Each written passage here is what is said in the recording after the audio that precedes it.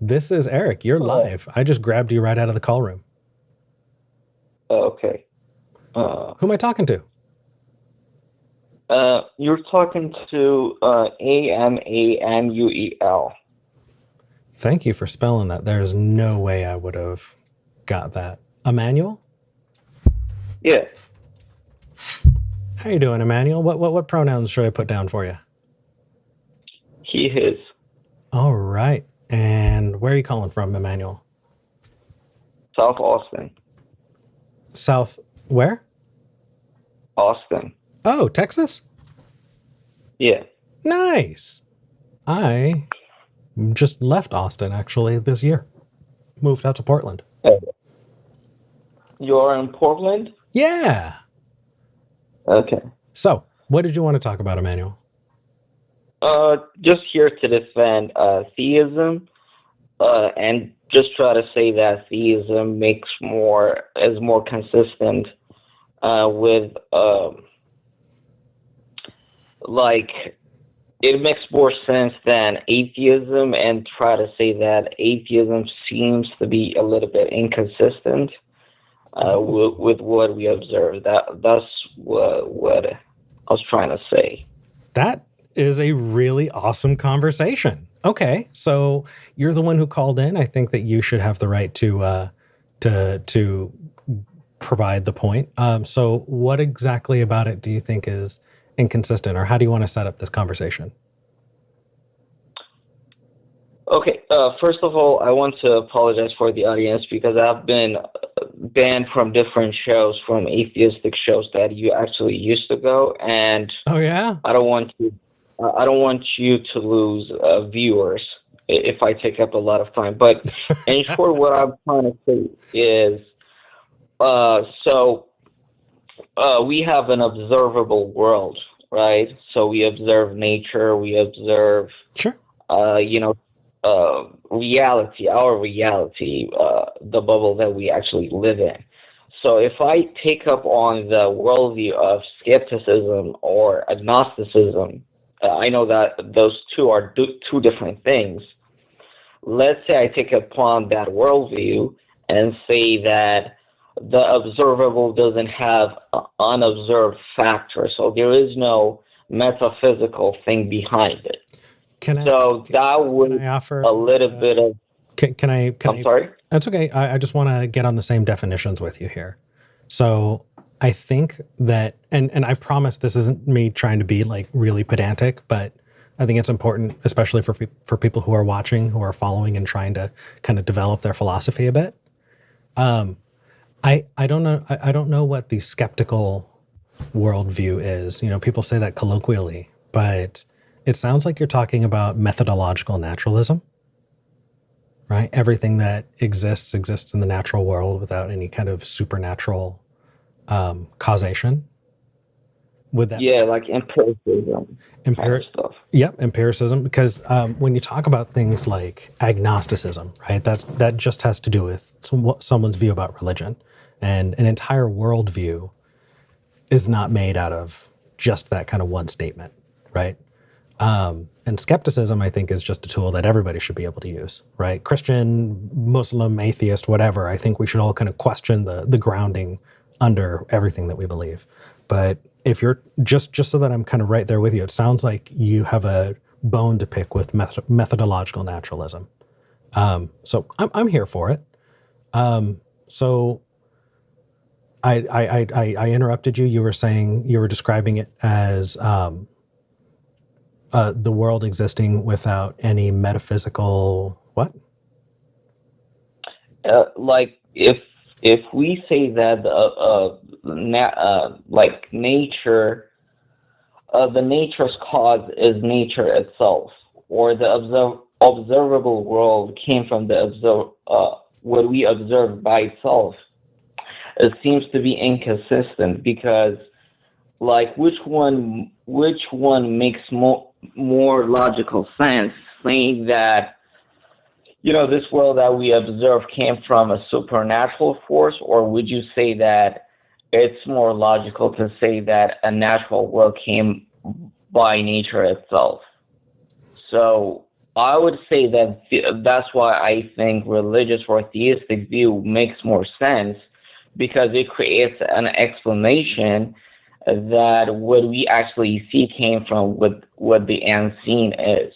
So everything that we observe came from a supernatural source that we can't actually observe, we can't taste, we can't touch, we can't uh, kind of like sense with our five senses. You get what I'm saying, right? I do. And I kind of want to push back in a couple different places, okay? So, first off, I think that there are lots of things that exist, quote unquote, that you can't test with your five senses. When you're talking about metaphysics, I think that there are a lot of concepts that exist, like friendship, kindness, right? One of my favorite books is by Douglas Adams, and it's The Hogfather. And in it, this character of death says, if you take the entire universe and you grind it up into the finest powder and sift it with the finest sieve, show me one atom of justice. But we talk about justice as though it exists, right? So Yeah. I think that those things exist, but they exist as concepts. And I don't think concepts need to be supernatural, right? They are ideas that we propagate and share with each other, and it aids in our communication. And in that way, it's a really useful tool. And so to start off with, right, taking concepts, I'm putting that down there. Now I'm going to pick up something else unless you want to respond to that. No, I have nothing to say to that. Cool. Okay. So moving on to the kind of the bigger, meatier issue here, and that is explanatory value, right? An explanation feels way better than not an explanation. It really does, always.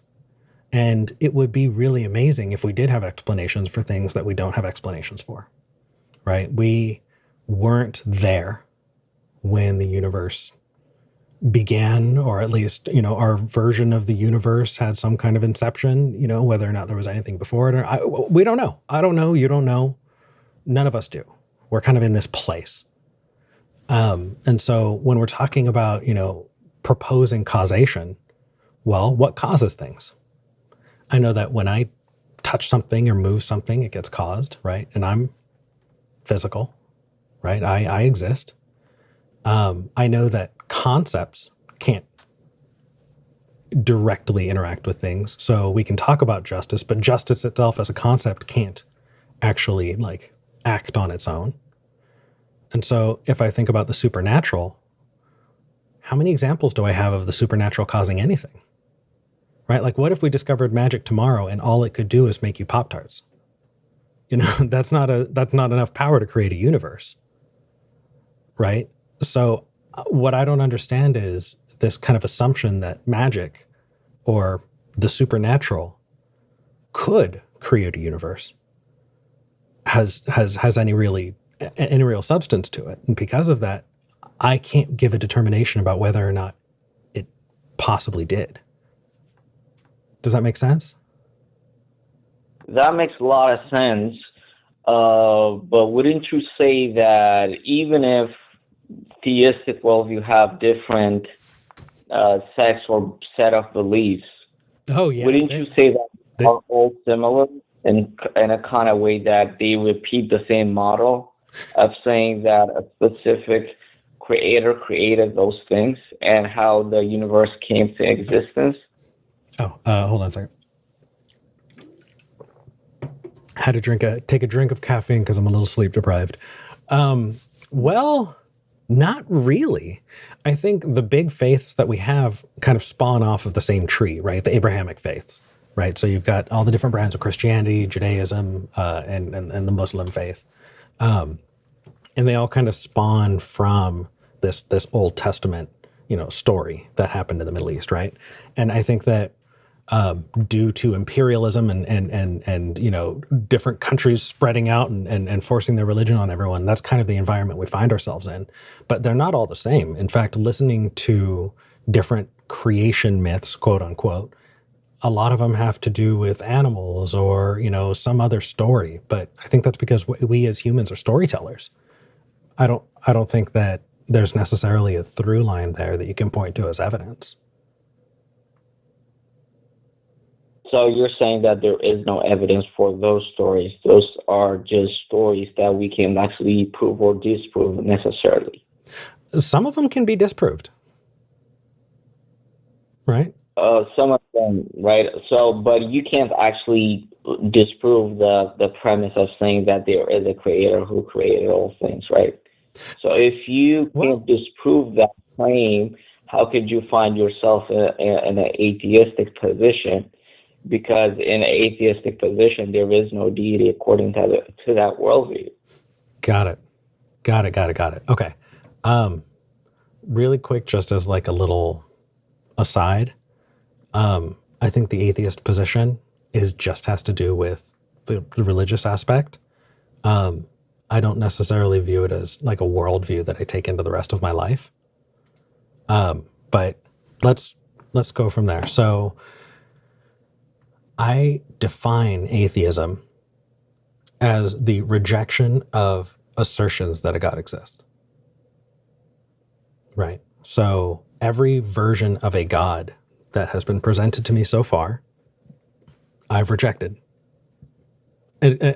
Unless you're somebody who says like the God is like the universe or whatever, but all supernatural deities that I've interacted with when it comes to like people talking to me, I reject all of those. And I think that, agnosticism is the idea that it cannot possibly be known.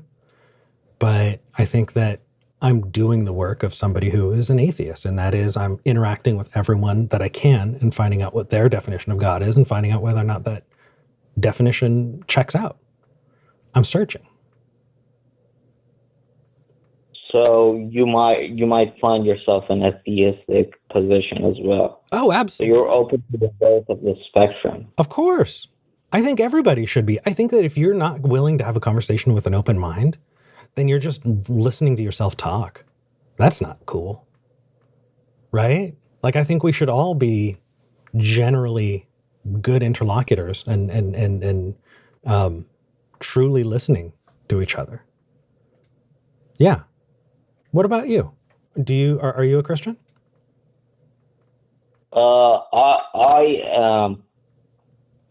I believe in Lord Jesus. Okay. So usually those people call themselves Christians, but whatever you want to define it as, that's fine. Yes, I'm a Calvinistic Christian. Okay, cool. Are you open to possibly being wrong? Do you listen with an open mind the same way that I do? Or do you just call in to hear yourself talk? I'm sorry if you feel that I just called it to hear myself talk. No. But I'm asking you, like you asked me, and so I gave you my definition of how I interact, and I want to give you the same opportunity. I'm not taking that as like offensive. I'm just, could you be wrong? Do you listen with an open mind or not? Yeah, I've been wrong too many times. Like, I used to believe in eternal hell, for example. Okay. I don't believe that anymore. I used to believe in the infallibility of Scripture. I don't believe in that anymore. I used to believe in the virgin birth. I don't believe in that anymore. Like, there are a lot of things that I do not believe, where I used to believe when I used to be a different sect of Christianity. So, of course, I have to open myself and say that there might be things that I might be wrong. And when I find out that I'm creating errors, I have to update my position. Amanuel, my friend. No, that is not an of course. That is a big position. That is something that should be commended. Like, rock on. And don't say I was wrong too many times, because you're going to be wrong about a lot of things for the rest of your life. It's not about being right the first time, and being stubborn about it. It's about having the humility to go, oh, I was wrong about that, and getting better and growing from it. That's what's beautiful. You're doing great. Amanuel, you're doing great. Okay. So, I just think that the supernatural doesn't have really any explanatory value. It just feels good.